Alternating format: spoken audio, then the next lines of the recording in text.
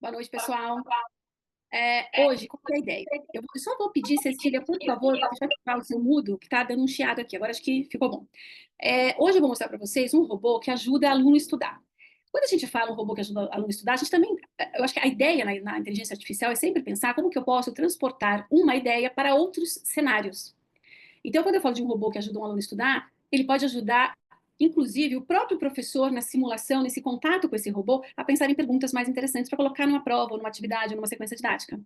Então, esse robô, toda vez que eu crio um robô, eu tenho um grupo de amigos que são educadores, e eu lanço o robô no grupo, eu falo, gente, testa o robô para mim, porque eu preciso ver se o robô tá bom, se tá uma porcaria, onde é que eu preciso ajustar, e eles testam e me dão feedback. E um dos feedbacks que eu recebi foi: Lu, esse robô não é bom só para o aluno, é bom para o professor. Porque se o professor vai lá e simula aquilo que o aluno precisa estudar, ele também vai ter acesso a ideias de perguntas para organizar o seu planejamento. Então, eu vou mostrar o robô para vocês aqui. Hoje, é muito voltado para a área da educação, a aula secreta de hoje nem sempre vai ser voltada para a área de educação, às vezes ela é mais genérica, e o importante do genérico é que você vai adaptando também para o seu contexto, mas é sempre o tema, vai ser sempre inteligência artificial, de maneira prática, mão na massa, para que a gente possa, de fato, fazer diferença com isso na nossa vida, né? Porque de teoria chega.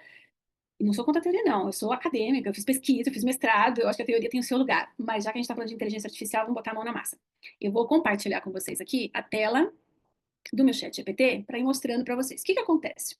Esse robô se chama Mentor Sócrates. Por que esse Mentor Sócrates? E aí, Shirley, o que é importante você que trabalha com educação? Tem um guia da Unesco, é um guia de uso de inteligência artificial generativa da Unesco. Você digita isso no Google e você consegue baixar o guia. Ele deve ter umas 50, 60 páginas mais ou menos. É um guia bem interessante que te dá uma base bacana para você pensar em coisas que façam sentido com relação ao uso da inteligência artificial no meio da educação, né, na área da educação. Então, esse robô, ele promove debates socráticos. O que é isso? Ele vai promover para o interlocutor dele perguntas, debates sobre um determinado tema. Que tema? Quem vai decidir o tema é o usuário, não é o robô. Porque é um robô que você precisa postar aqui o material de estudo. Então, é um robô que facilita debates socráticos, é voltado para alunos do ensino médio e fundamental 2, mas pode ser, por exemplo, para mim, se eu estou estudando para um concurso público, ou para uma prova que eu preciso fazer, ou para uma palestra que eu vou dar, eu posso colocar o material aqui que eu preciso estudar, seja para que contexto for, e me preparar com relação à construção de argumentos, a pensamento crítico, né, a linha, né, de pensamento, de raciocínio, pensamento crítico, a maneira como eu vou comunicar aquilo que eu estudei, a temática que está na minha mão para eu trabalhar. Esse robô, ele conduz diálogos reflexivos com base em materiais de estudo enviados pelos próprios alunos. Então, ele está programado para fazer perguntas referentes aos materiais que serão anexados pelo usuário. Ele não vai buscar na internet, porque ele está programado para não buscar na internet informação sobre o assunto a ser estudado. Então, eu vou mostrar para vocês como é que funciona, e aí a gente conversa um pouco como é que essa aula poderia ser organizada de forma que o professor tenha algum ponto mais, eu diria, concreto e mais claro de quanto que o aluno avançou nesse debate com o robô. Porque não adianta também dar o link para o aluno, pedir para ele estudar, e você não sabe o que ele fez, né? Qual foi a interação dele com esse robô. Senão a gente não avança nesse lugar. Então, o que acontece? Quando eu vou eu vou lá no grupo do WhatsApp, eu vou postar para vocês o link do robô. Quando eu recebo o link do robô, basta eu clicar no link, ele já, e se eu tenho, né, a conta aberta no chat GPT, automaticamente, quando eu clico no link, ele já entra no chat GPT. E ele vai ficar aqui do lado esquerdo. Então, a primeira coisa que vai aparecer no seu chat GPT são os nomes dos robôs que você tem. Então, eu tenho robô de sequência didática, robô que monta comunicados escolares, robôs do documento mestre. O documento mestre é um documento importante, que eu trabalho muito na mentoria para inteligência artificial nos negócios, que ajuda muito a gente a organizar a casa. Robô que dá ideia de construção de robô, robô que cria robô. Então, você tem robô que você pode criar para tudo. Eu criei um robô que cria robô. O que é isso? Ele vai te ajudar a pensar em prompts bem redondinhos, bem detalhados, para depois você usar esse prompt e colocar no robô que você quer criar. Então, eu até lá no curso que eu fiz a semana passada, que foi uma imersão em inteligência artificial, o professor estava ensinando como criar robô para uma outra plataforma que não é o ChatGPT. E aí eu comentei, eu falei, eu criei um robô que cria robô. Aí eles riram, porque, gente, onde é que vai a imaginação das pessoas? Você cria um robô que cria robô, pelo amor de Deus. Eu falei, mas ele ajuda, e ajuda muito. E é isso aqui tudo tem na mentoria que eu dou sobre inteligência artificial. Aí o que acontece? Cliquei lá, entrei. O robô é o mentor Sócrates. Começar o debate. Olha como ele vai começar esse debate. A primeira pergunta dele é, vamos lá. Tá meio devagar aqui, já era para ter aparecido. Será que a internet tá boa? Deixa eu ver. Tá. Ó, olá, que bom ter você aqui para um debate socrático. Antes de começarmos, me conte. De qual ano você é? Deixa eu só desligar esse celular aqui. O meu marido saiu, deixou o celular dele ligado aqui e fica tocando o WhatsApp toda hora. De qual ano você é? Então ele precisa saber qual ano você é, qual é o tema da aula, e no 3 ele diz, por favor, anexe um material de estudos. Pode ser um texto PDF, ou uma imagem, alguma coisa que tenha a matéria que você precisa estudar. Então, eu separei um material sobre cadeia alimentar, que é para a gente fazer um teste aqui. Então, eu vou dizer assim, ó, de qual ano você é? Quarto ano. Vírgula. Sempre que eu vou responder a próxima pergunta, eu separo com uma vírgula, para que o robô entenda que a resposta que está vindo é referente àquela próxima pergunta. E eu identifico a resposta. Qual é o tema da aula e o conteúdo que estamos estudando? Então, ciências, cadeia alimentar. Alimentar. 3, anexo o conteúdo. Então, eu vou lá buscar no meu computador, eu vou anexar os materiais de estudo. Quais são esses materiais de estudo? Ficha que os professores dão, textos que os professores dão para ler. Às vezes, cadeia alimentar aqui, o que acontece? É livro didático. Então, o que o aluno vai precisar fazer? Ele vai precisar fotografar as páginas do livro didático, onde estão o conteúdo que ele precisa estudar, e anexar essas fotos aqui. Porque esse robô, este especificamente, só vai trabalhar a partir do material anexado. Por que isso? Se é um robô para o aluno estudar, algo que está sendo trabalhado na escola, se eu não fechar que o estudo é voltado para o material fornecido, né, material de referência fornecido pelo professor, pode ser que ele vá buscar na internet outras coisas que não estão dentro do que o aluno pediu, o professor pediu para estudar. E aí isso pode gerar uma série de confusões. Bom, aqui, feito. Quarto ano, ciência da cadeia alimentar, anexei os textos de referência, são os textos teóricos, digamos assim, sobre cadeia alimentar. Aí eu dou um enter aqui. Olha o que vai começar a acontecer.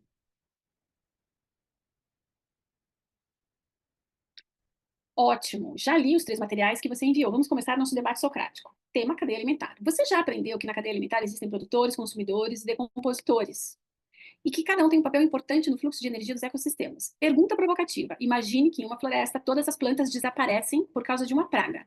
O que você acha que aconteceria com os animais herbívoros, os carnívoros e os decompositores? Responda com suas ideias, depois vamos refletir juntos sobre as consequências e relações envolvidas. Ele não vem com pergunta tosca, tá? Ele não virá com pergunta do tipo, uma pergunta de localização, que o aluno pode muito bem olhar lá no texto, grifar e responder. Entendo que se as plantas desaparecerem, os herbívoros não terão alimento e, portanto, morrerão. Eu manjo um pouco de ciências, tá, gente? Mas cadeia alimentar é assim o básico. Consequentemente, os consumários também não terão alimento. Eu não vou me preocupar muito com a questão da ortografia aqui, tá? Pois os herbívoros terão morrido, vai. Herbívoros terão morrido. Assim, logo, também morrerão.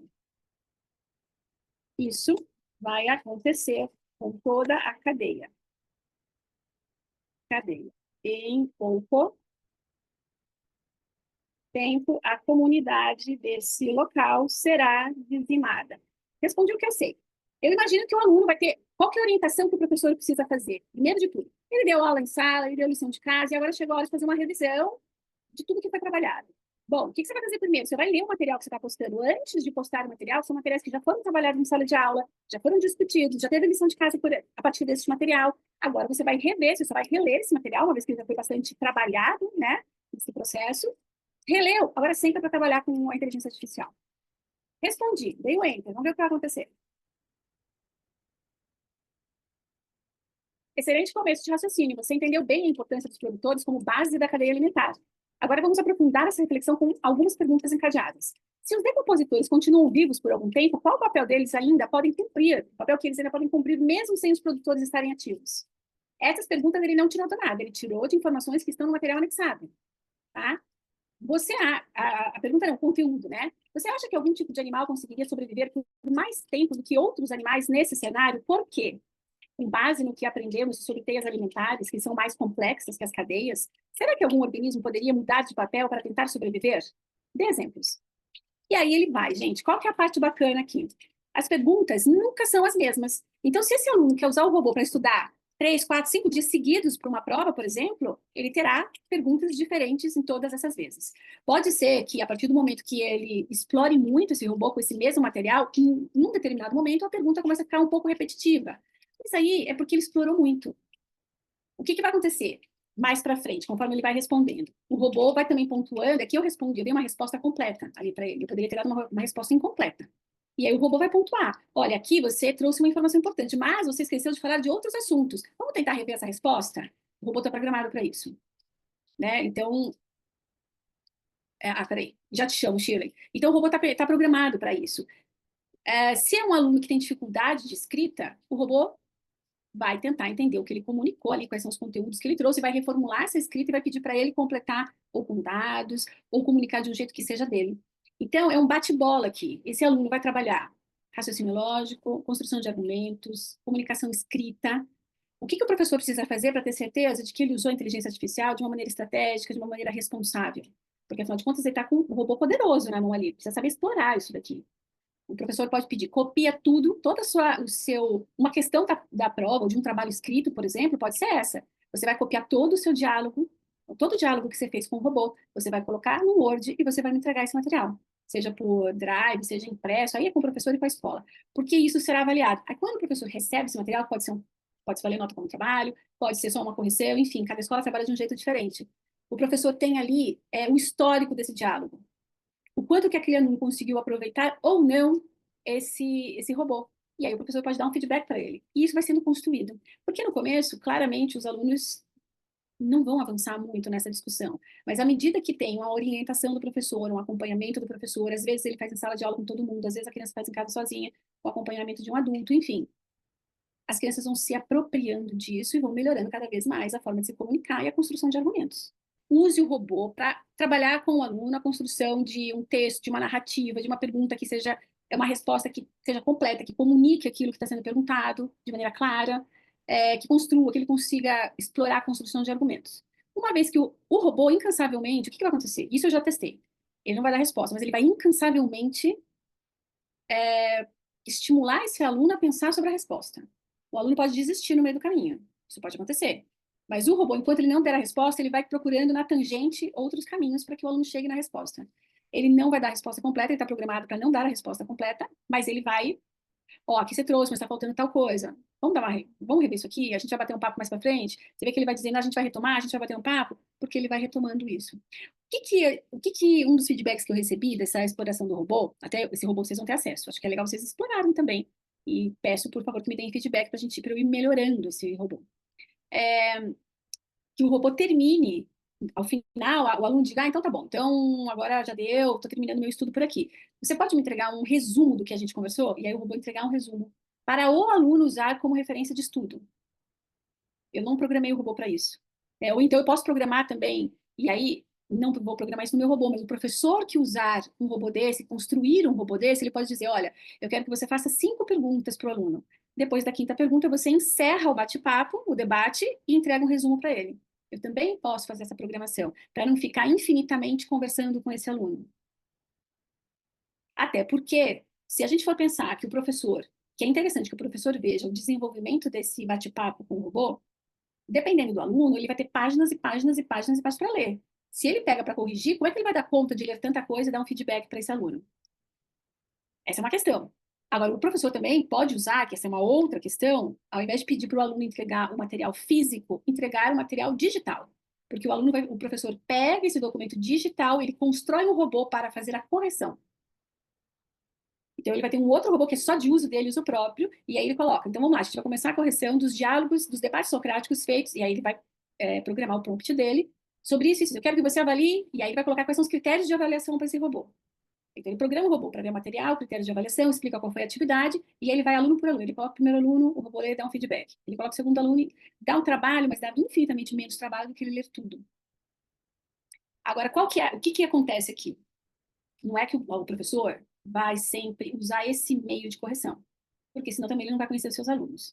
Mas é um lugar em que o professor vai equilibrando essa correção. Eu preciso que o meu aluno avance na escrita, na construção de argumentos, numa comunicação escrita melhor, mais fluida, com menos erros. Só que para o aluno melhorar a escrita e melhorar a construção de argumentos, ele precisa escrever. O professor, não tem condição de corrigir tudo que é produzido pelos alunos e de dar um feedback qualitativo para esses alunos. Então, no decorrer do bimestre, trimestre, depende de como que essa escola trabalha, o professor vai escolher quais são os materiais que ele vai ler, de cabo a rabo, e dar devolutiva para os alunos. E quais são que a inteligência artificial vai ajudar a dar feedback. E aí ele acelera essa produção escrita, ele investe mais nessa produção escrita com o aluno.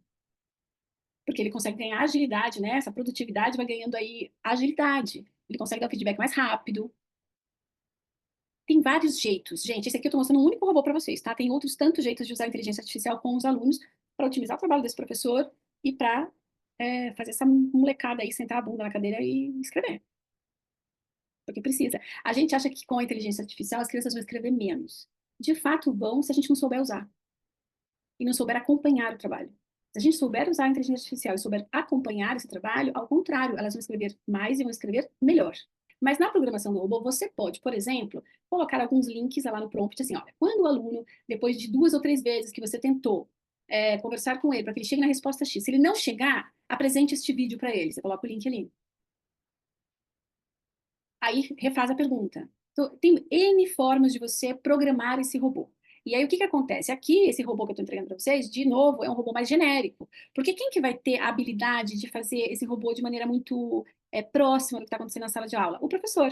Mas ele precisa entender como é que funciona de maneira geral. A partir daí, criatividade, testes, experimentações. E o mundo é vasto nesse lugar. Assim, como é que eles falam que é para o infinito e além, porque não tem onde parar. É uma coisa, é impressionante o quanto a gente pode fazer com a inteligência artificial. E eu sou muito a favor da inteligência artificial usada na escola. Mas a gente precisa saber usar. Porque senão, a gente só vai ter mais do mesmo, as crianças vão se enganar e nos enganar, e a gente vai fingir que não está vendo e ninguém vai aprender nada. Mas uma vez que eu sei montar um negócio, eu consigo acompanhar, porque o acompanhamento aqui é um lugar muito importante, o resultado é outro. A gente vai crescer muito com essas crianças. Acho que quando a gente começa a entender tudo que a inteligência artificial é capaz, mesmo que não seja da nossa área, eu acho que vai abrindo um campo pra gente, um mundo pra gente, e saber, pô, se ela sabe fazer isso, ela pode fazer isso, isso aqui muito provavelmente ela também consegue. Então a gente vai abrindo o nosso leque de conhecimento de mundo mesmo, né, sobre o uso da inteligência artificial. Quando a gente trabalha com a inteligência artificial, uma das coisas que vão otimizar e trazer qualidade para a resposta, para a entrega dessa inteligência artificial, é o quanto a gente personaliza essa inteligência artificial. Então, tem 2 formas de personalizar. Uma é no próprio ChatGPT, quando você vai na tela, deixa eu abrir aqui para vocês verem. Quando você vai. Vocês estão vendo a tela do meu ChatGPT? Sim. Deixa eu voltar aqui para. Quando você vai aqui, ó, tá vendo onde tem o LL, que é de Luciana Loureiro, de vocês até outra letrinha aí, tá? Aqui do lado direito, canto superior direito. Quando você clica nesse LL, tem aqui personalizar ChatGPT. Quando você clica em personalizar ChatGPT, você vai colocar ali, ele vai te pedir dados seus. Então, o seu nome, o que você faz, a sua profissão, enfim, seus hobbies. Ali vai pedir coisas ali. Esse é um jeito de você personalizar o ChatGPT e ele te conhecer um pouco. O outro jeito é fazer esse documento mestre. O documento mestre ele é para empresa ou para especialistas. Então, você tem 2 tipos de documento mestre. É um documento que vai, é como se fosse um raio-x daquilo que você faz. E quando você vai criar algo, um robô, por exemplo, você sempre anexa o documento mestre e diz para o robô, para o ChatGPT. Você vai construir um robô XYZ, isso que eu quero, considero o meu documento mestre para dar o tom de voz, para fazer o acolhimento, porque daí ele conhecendo você um pouquinho, esse documento mestre traz isso, ele ajusta inclusive o tipo de fala que ele vai colocar ali, a maneira como ele vai interagir com o usuário. Então, é um documento que personaliza o seu ChatGPT, por isso que ele é importante. E quanto mais personalizado e mais você usa, mais você treina, experimenta, mais ele vai te entregar uma resposta que é muito próxima do que você entende que é bom, entende que é adequado, enfim, que você gosta, né? Para mim, muita tranquilidade em dizer que a inteligência artificial, a gente precisa começar do pequeno, do simples. Porque a gente vê tanta coisa na internet sobre inteligência artificial, é um mundo que às vezes é tão distante daquilo que a gente vive, que, para mim, pelo menos, e olha que eu estou imersa nisso já faz 6 meses, estudando muito inteligência artificial, mas eu ainda fico angustiada, eu fico ansiosa, porque você nunca vai saber, você nunca vai poder dizer que você sabe tudo sobre inteligência artificial. E isso te dá uma angústia. Então, assim, vamos começar devagar, um passo cada vez, ferramenta simples, e devagarinho você vai ampliando esse horizonte.